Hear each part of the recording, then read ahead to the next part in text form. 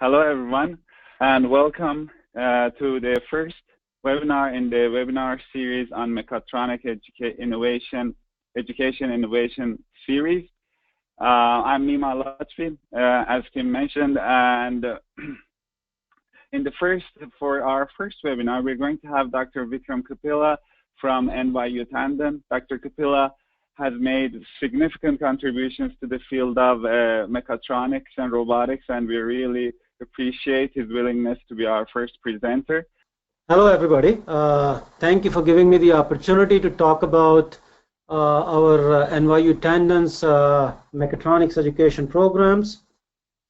Very briefly, the outline of my talk is why and how we are doing such hands-on mechatronics education. I'll talk about some workforce issues for the emerging future slightly midway through my talk, but I'll begin by looking at how we are doing mechatronics education at the undergraduate level. I'll talk about our control lab, a web-enabled lab that we had developed in early 2000, some student projects. Then I'll move on to describe some of the activities at the graduate level, including courses and an entire master's program in mechatronics and robotics. I'll also briefly discuss how we connect our work in K-12 STEM education using tools of mechatronics and robotics.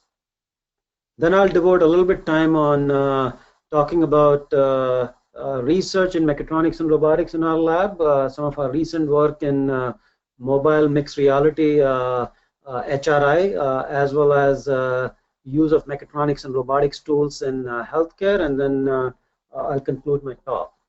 So very quickly, at the undergraduate level, the motivation and goal for developing our control lab was to impact the education of our students, because control oftentimes can be a very applied math type subject, and if students don't connect what they are learning in the classroom to the real world, they would start to lose interest. So the idea was to develop a lab that could help reinforce some theoretical concepts of modeling, step response analysis, and the typical classical control design techniques, while also introducing some new concepts that they may not have seen in the theory portion of the class, whether it be related to system ID, inner outer loop design, as well as state space that students usually don't see at the undergraduate level.